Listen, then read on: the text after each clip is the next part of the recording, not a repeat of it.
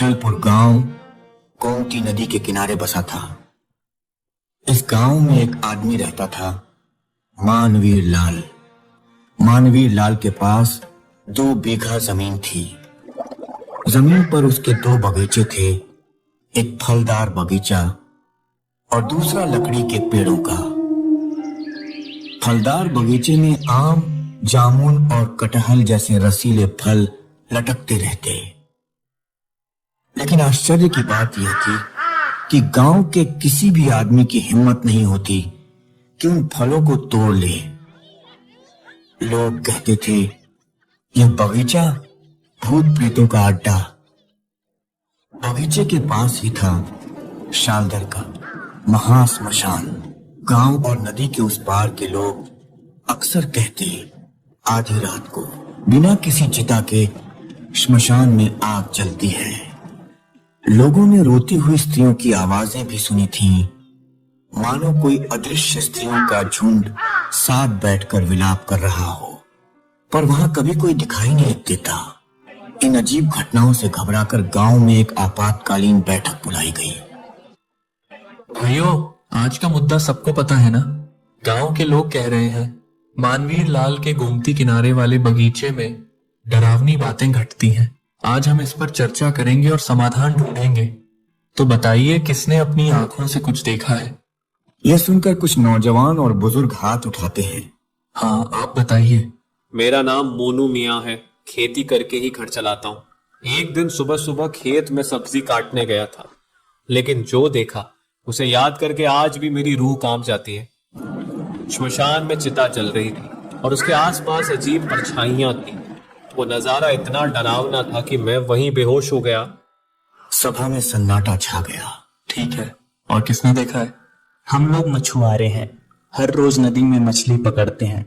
एक रात मैं और मेरा दोस्त बलू गोमती किनारे मछली पकड़ रहे थे। जाल में मछलियां तो बहुत आईं, पर तभी हमने कुछ ऐसा देखा जो शब्दों में कहना भी मुश्किल है। वो मंजर इतना अजीब था कि हम दोनों के होश उड़ गए। हम वहीं से भागे और अगली सुबह अपने आप को स्कूल के मैदान में पाया। तब से हमने रात में कभी जाल नहीं डाला। सभा में लोग और भी बेचैन हो गए। सभी की नजरें अब मानवीर की तरफ थीं।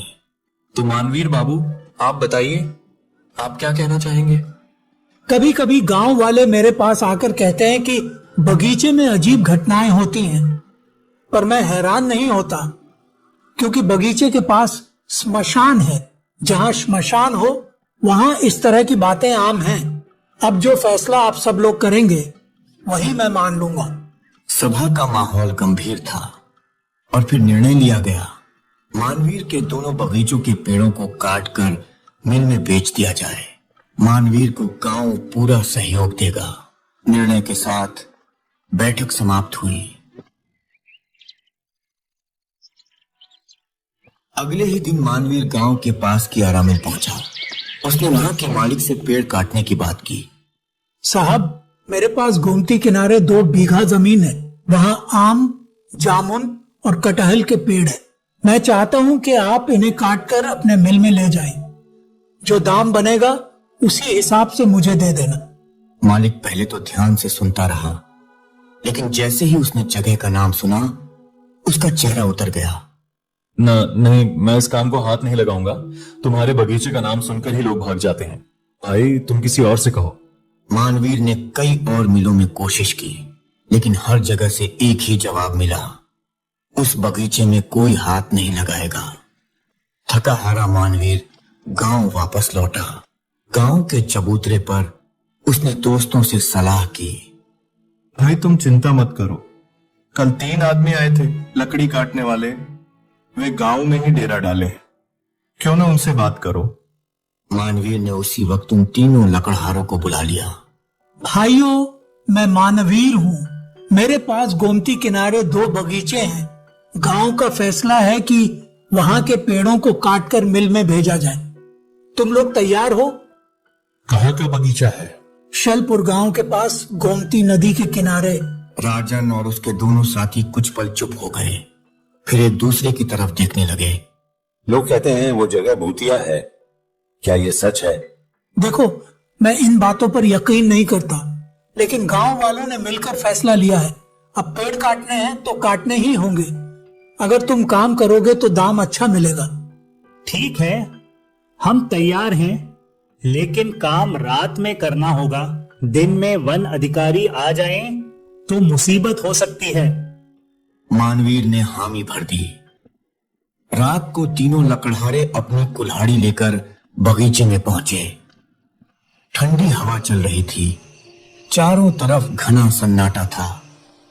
मानवीर ने घर पर सोने की कोशिश की, लेकिन नींद आई तो एक अजीब सपना देखा। वह देखता है बगीचे के बीच में एक औरत खड़ी है, सफेद कपड़े, बिखरे बाल और आंखों में अजीब चमक।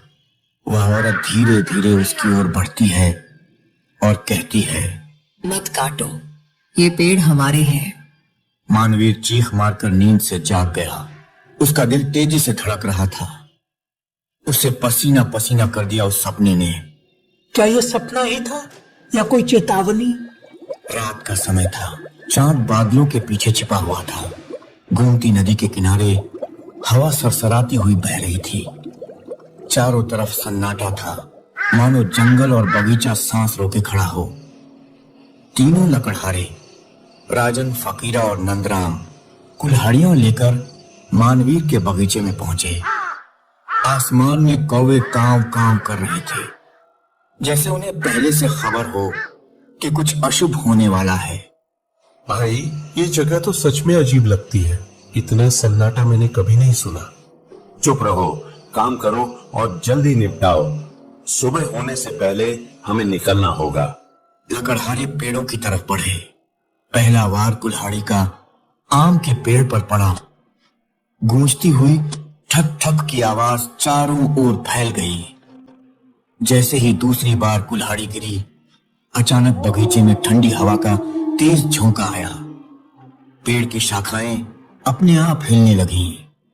पत्तियों से अजीब सरसराहट की आवाज आने लगी, जैसे कोई कानों में फुसफुसा रहा हो। ये कैसी आवाज है? लगता है जैसे पेड़ खुद बोल रहे हो। तीनों एक पल के लिए रुक गए, लेकिन फिर हिम्मत करके पेड़ काटते रहे। तभी अचानक स्मशान की दिशा से ढोल और शंख बजने की आवाज आई, जैसे कोई अनजाना अनुष्ठान हो रहा हो। लकड़हारे ठिठक गए, उनकी रूह कांप उठी। ये आवाज रात के इस वक्त? कहीं सच में डरने की जरूरत नहीं। हम मजदूर हैं, हमें अपना काम करना है, बस और कुछ नहीं। तीनों ने फिर कुल्हाड़ी उठाई और पेड़ पर वार किया, लेकिन अब हर वार के साथ ऐसा लगता मानो पेड़ कराह रहे हों। चारों तरफ एक अजीब सी गंध फैल गई, गंध जो धुएं और राख जैसी थी। तभी अचानक नंदराम ने देखा पेड़ की छाया जमीन पर लंबी होती जा रही है, इतनी लंबी कि वह मानवीय आकृति जैसी लगने लगी। भाई देखो, ये छाया इंसान जैसी लग रही है। राजन और फकीरा ने भी नजर डाली और सचमुच जमीन पर काली आकृतियां हिल रही थीं, मानो वहां कोई अदृश्य प्राणी खड़ा हो। तीनों के हाथ कांप गए, कुल्हाड़ी पकड़ना मुश्किल हो गया। मुझे लग रहा है हमसे बहुत बड़ी गलती हो रही है। लेकिन तभी पेड़ की डाल से एक काली चिड़िया उड़कर उनके सामने आ गिरी। उसकी चीख इतनी भयावह थी कि तीनों घुटनों के बल बैठ गए।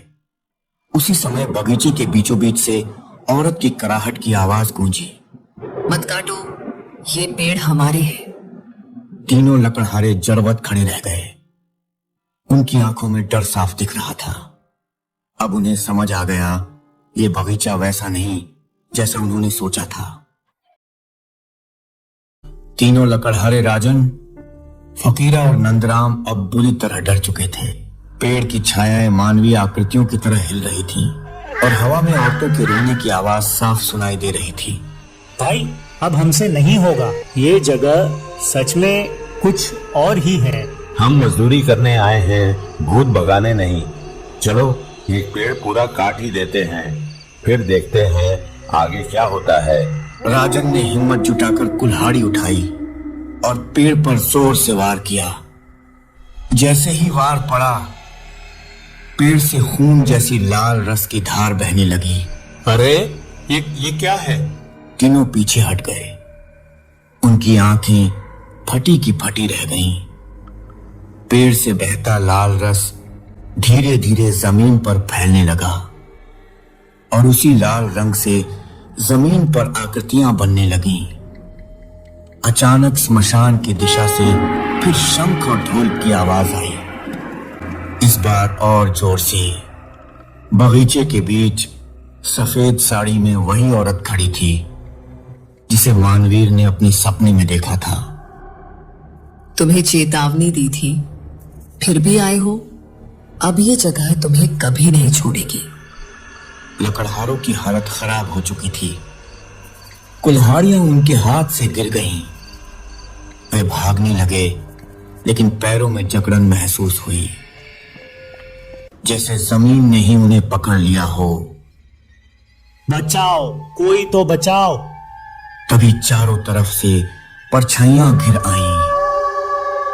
सैकड़ों आकृतियां मानो अदृश्य लोग उन्हें घेरे खड़े थे।